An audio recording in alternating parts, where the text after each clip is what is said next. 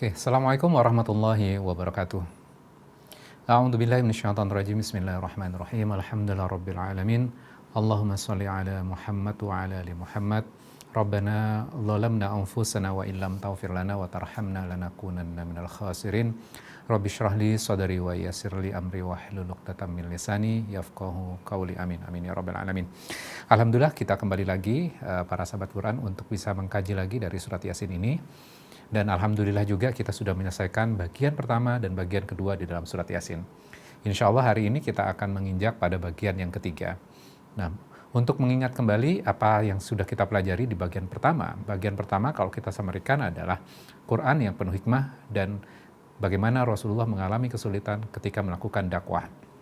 Kemudian menginjak bagian yang kedua adalah kaitannya dengan dinding belakang, yaitu histori masa lalu, sejarah masa lalu tentang sebuah kaum yang menolak para utusan, yang menolak orang yang sudah berdakwah. Nah, hari ini kita akan menginjak pada bagian yang ketiga. Bagian yang ketiga itu apa? Kita ingat di bagian pertama, dinding depan, dinding belakang. Dinding belakang sudah dijelaskan di bagian kedua. Nah, kali ini di bagian ketiga ini kita akan belajar tentang dinding depan. Dinding depan itu apa? Yaitu ciptaan Allah. Kita akan melihat ciptaan Allah itu. Oke, mungkin sebagai pengantar sebelum kita masuk pada bagian yang ketiga ini, sebagai basic mindset ketika kita belajar Quran gitu loh.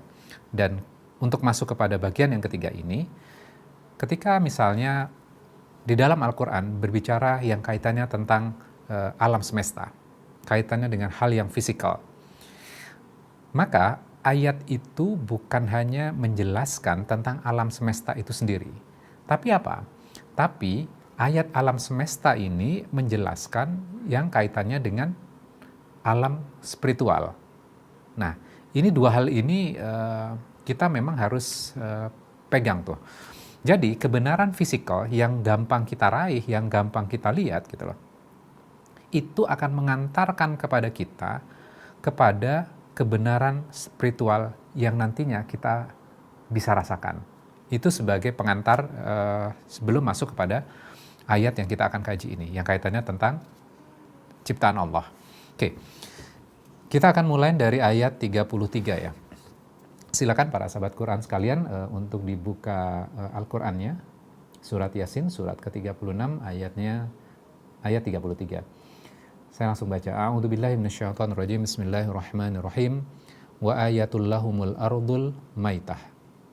Ahyainaha wa akhrajna minha habban faminhu ya'kulun.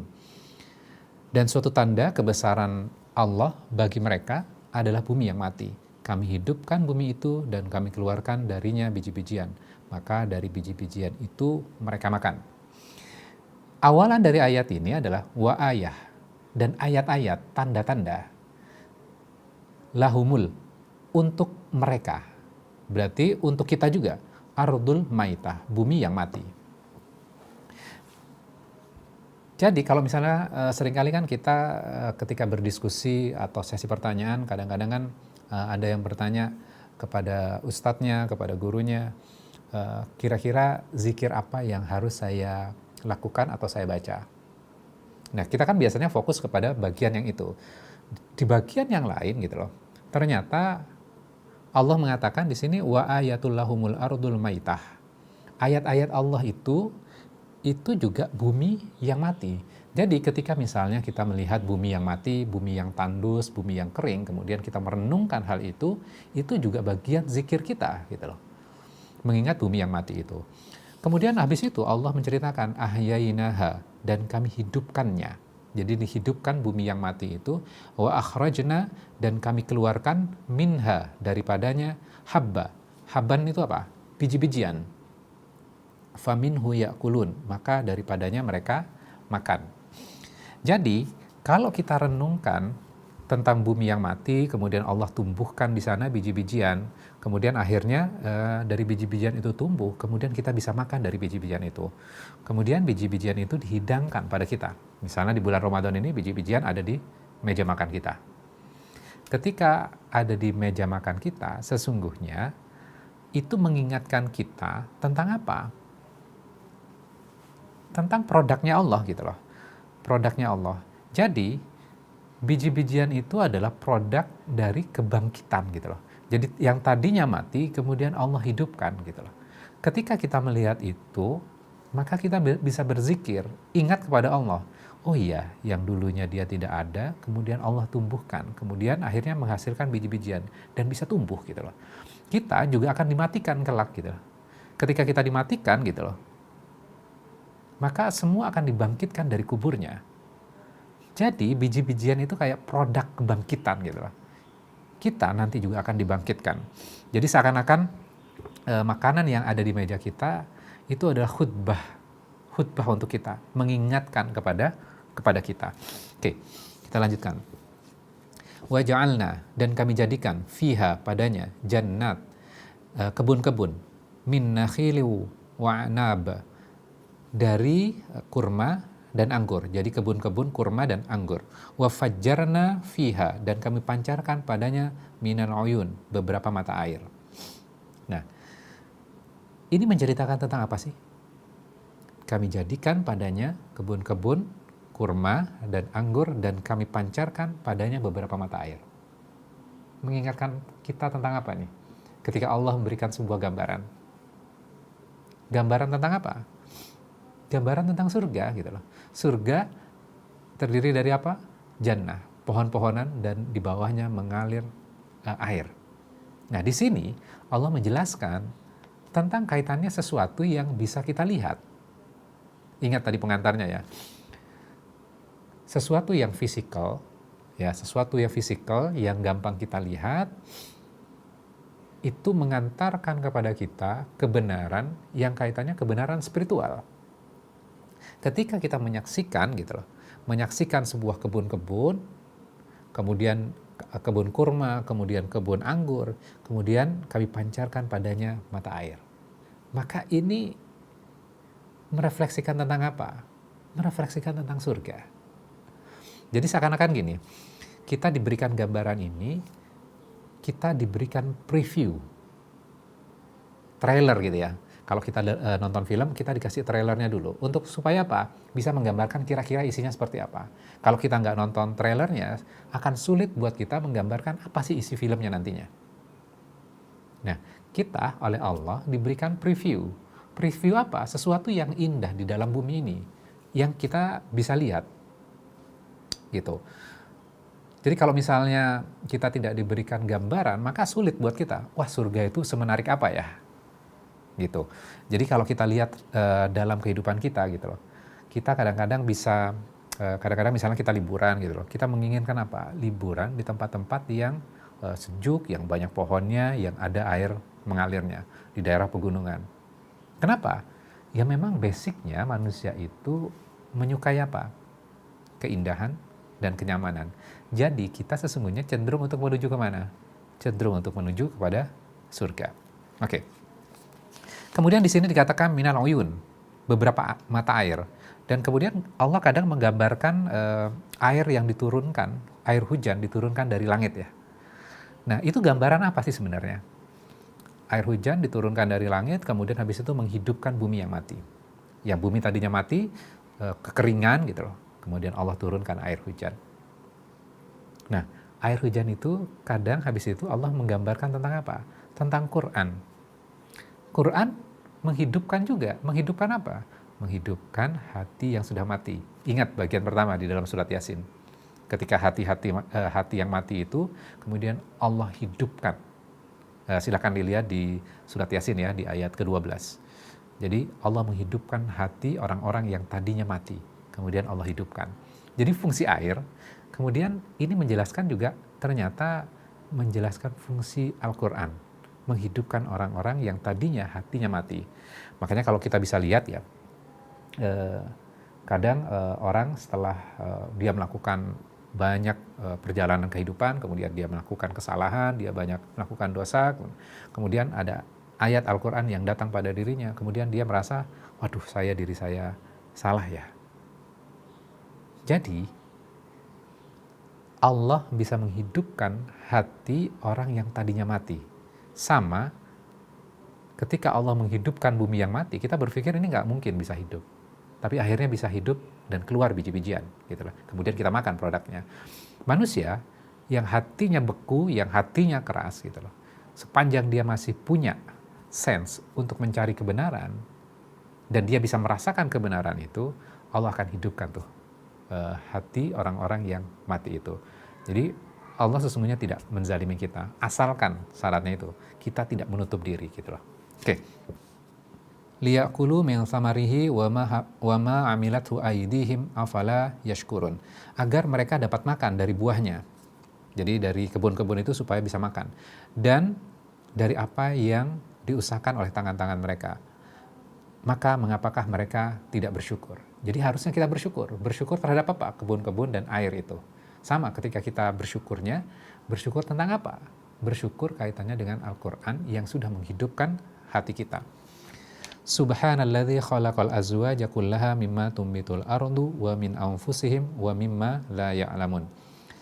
Maha suci Allah yang telah menciptakan semuanya berpasang-pasangan, baik dari apa yang ditumbuhkan oleh bumi dan dari diri mereka, maupun dari apa yang mereka tidak ketahui.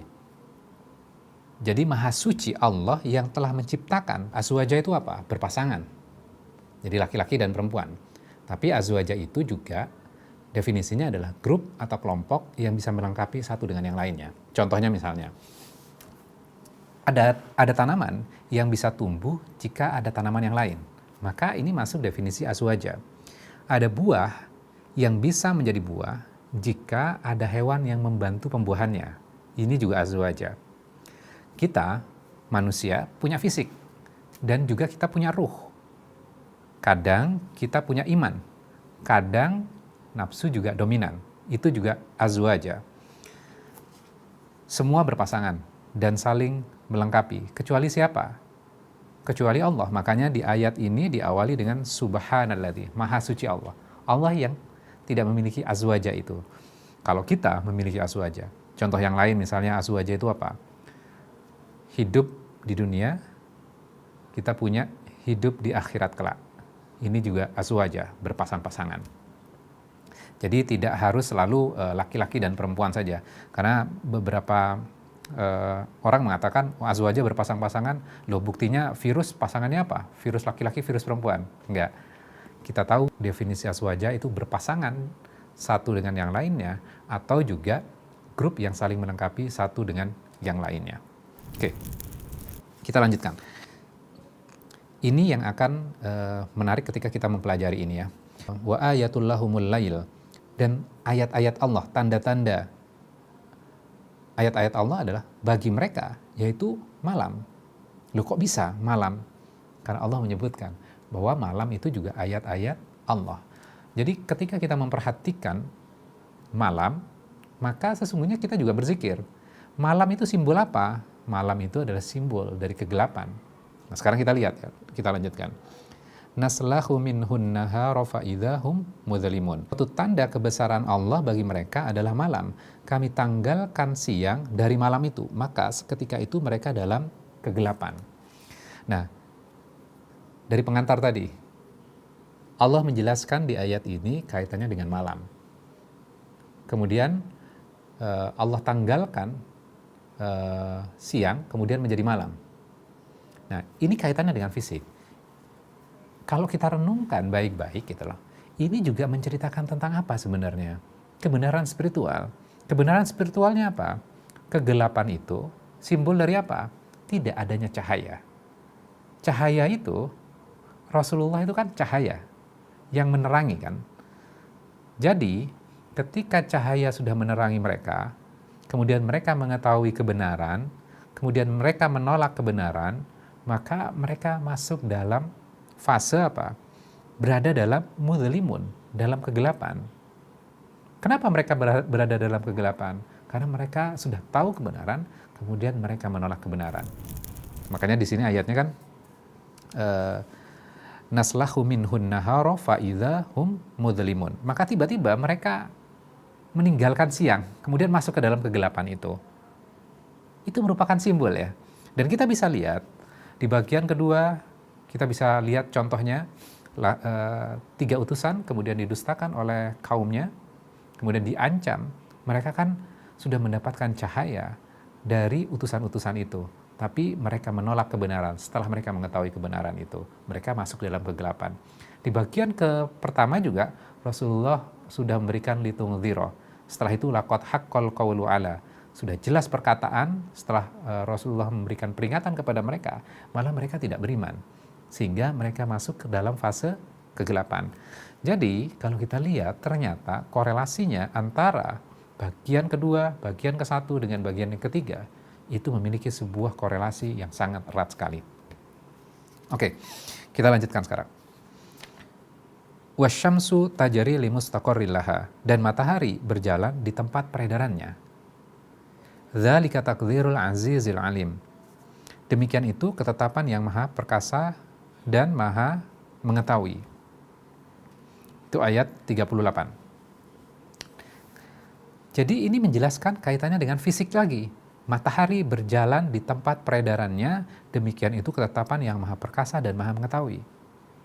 Oke, sekarang kita lihat dengan ayat sebelumnya juga. Bulan, matahari sekarang. Matahari secara bentuk itu akan stabil. Itu bulat full ya.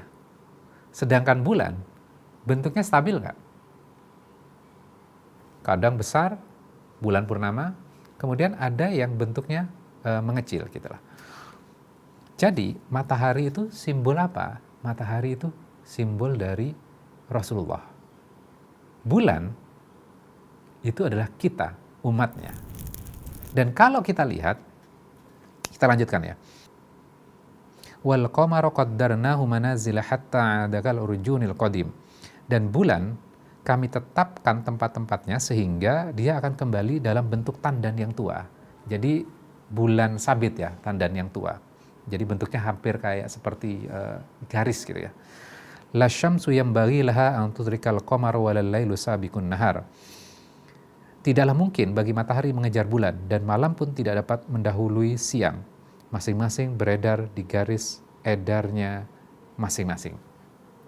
Jadi matahari adalah simbol dari Nabi dan Rasul, simbol dari Rasulullah gitu loh. Dan bentuknya stabil. Bulan itu adalah simbol kita, laki-laki dari penghujung kota itu juga simbolnya disimbolkan dengan bulan juga. Maka matahari bentuknya stabil, ketika melakukan dakwah Rasulullah itu stabil melakukan dakwah. Sedangkan kita umatnya, keimanan kita kadang tidak stabil, kadang bisa full, kadang mengecil seperti bentuk tandan yang tua. Kadang hampir tidak terlihat tuh keimanan kita. Jadi Nabi dan Rasul seperti matahari memiliki tugas melakukan dakwah dan bentuknya konsisten, bentuknya bulat terus. Sedangkan kita umatnya digambarkan seperti bulan. Kita punya tugas juga, bulan bentuknya macam-macam, bisa bulan purnama, keimanan kita bisa penuh, kemudian berkurang seperti bentuk tandan yang tua. Dan ketika Rasulullah sudah melakukan tugasnya, bukan berarti kita juga tidak melakukan tugas kita. Para ulama merupakan pewaris para nabi dan rasul, mereka juga melakukan dakwah. Kita sebagai orang yang biasa juga melakukan tugas kita. Untuk melakukan apa? Melakukan dakwah. Jadi makanya di kantor, di tempat kerja, kita juga bisa melakukan dakwah. Sesuai dengan kapasitas apa? Sesuai dengan kapasitas kita. Kalau bentuk tandan, ya kita berdakwah dalam bentuk tandan. Jadi sesuai dengan kadar keimanannya masing-masing. Oke, kita simpulkan di bagian terakhir ini ya. Jadi matahari adalah simbol dari Rasulullah dan sahabat dan kita umatnya mendapatkan sinar dari matahari tersebut. Kita mendapatkan sinar dari Nabi dan Rasul kita. Kadang umat ini menjadi seperti bulan dengan bentuk bulan sabit. Kita sangat lemah, jumlah kita sedikit, namun jangan berputus asa. Kenapa kita tidak berputus asa? Karena setelah bentuk tandan yang tua, yang bentuknya kecil itu, kita akan kembali ke dalam bentuk bulan yang penuh, yaitu bulan purnama. Jadi yang harus kita ingat adalah tugas kita hanya melakukan yang terbaik. Untuk apa? Memberikan peringatan, mengajak orang lain untuk berpikir. Jadi tugas kita itu mengajak untuk berpikir. Berpikir tentang apa? Ya berpikir tentang alam semesta, berpikir tentang sejarah masa lalu gitu loh. kemudian kita mengajak berpikir tentang ayat-ayat dari atas, yaitu Al-Quran yang kita miliki. Jadi tugas kita adalah seperti itu. Nabi punya tugas sendiri, kita memiliki tugas sendiri. Kita ingat ya, kisah laki-laki dari penghujung kota.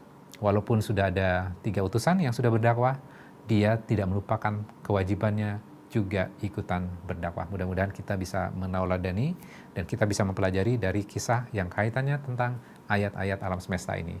Jadi ketika misalnya kita melihat ayat-ayat tentang alam semesta, kita akan melihat dengan dimensi yang berbeda. Jadi bukan hanya kita melihat biji-bijian yang tumbuh, kemudian kita melihat matahari, kita melihat bulan gitu.